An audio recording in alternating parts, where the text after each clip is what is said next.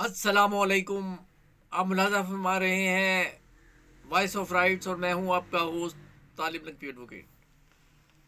ناظرین, very quickly ای O B آئی کے حوالے سے جو کل احتجاج ہونے جا رہا ہے اس کی بات بھی ہم کریں گے اور دیگر امور بھی ہیں, لیکن P T C L pensioners کے حوالے سے کچھ لوگوں نے کہا ہے کہ آپ ان کی بات کیوں نہیں کرتے. تو آج ہم ویری کوئکلی سب سے پہلے ہم پی ٹی سی ایل کی بات کرنے جا رہے ہیں, اور یہ ہم ایکچولی پیغام جو ہے اس کے کچھ آپ کے سامنے امپورٹنٹ چیزیں رکھتے ہیں, اور یہ پیغام ہے Muhammad Ishaq Maksi, member pensioners alliance committee Khuzdar Balochistan. ان کی بات کا لب لباب ہم آپ کے سامنے جو ہے نا وہ پیش کر دیتے ہیں.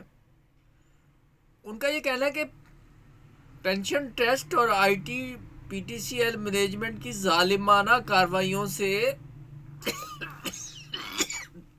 معاف کیجیے گا, ہم کے بچوں سمیت ہمیں بھی آدھی پینشن دے کر آدھی پینشن سے وہ عیاشی کر رہے ہیں. اور یہ ایک حقیقت ہے کہ جو دولت کی غیر منصفانہ تقسیم یہ ایک مسئلہ ہے, یہ شاخصانہ ہے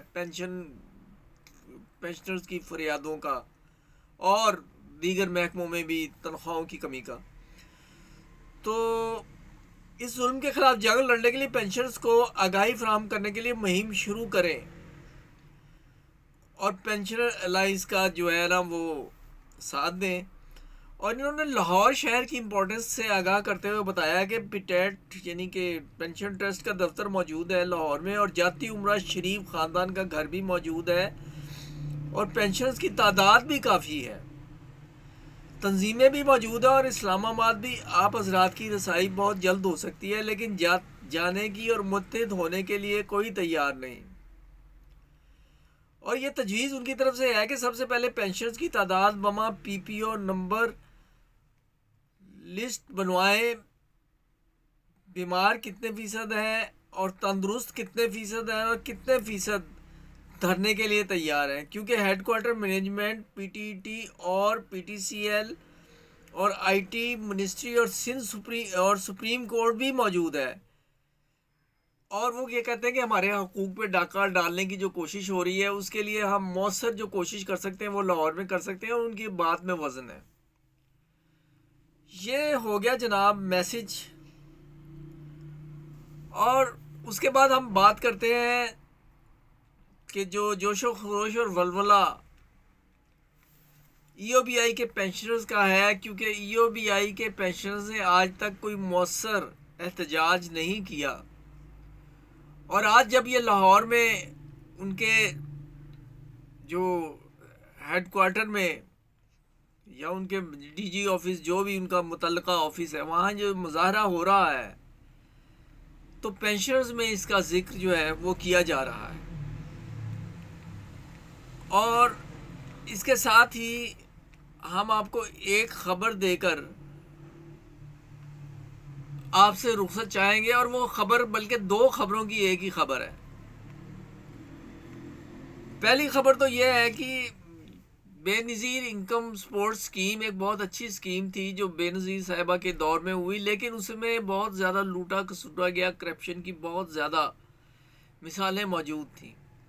اور سندھ کے حوالے سے ہم آپ کو یہ بتا رہے ہیں کہ وہاں جو مہتاب علی مجرم مطلوب تھا وہ گرفتار ہو گیا ہے.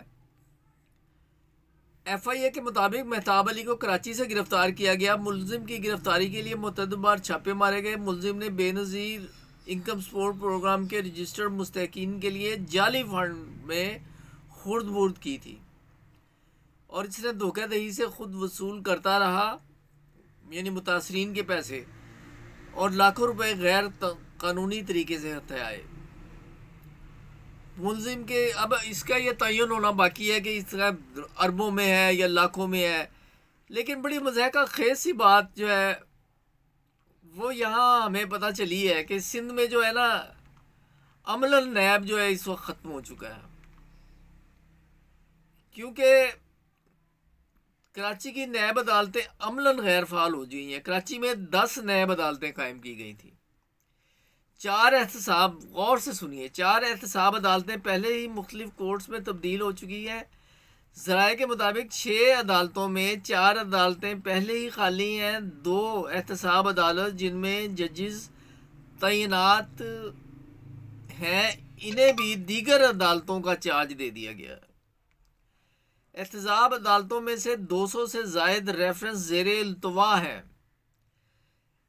اور جو کورٹ نمبر 2 ہے ان کی جو جج ہے عالیہ لطیف نوٹ صاحبہ، وہ بھی ریٹائر ہو رہی ہیں، بلکہ اب تو ہو چکی ہوں گی جب یہ ویڈیو اب تک آئی۔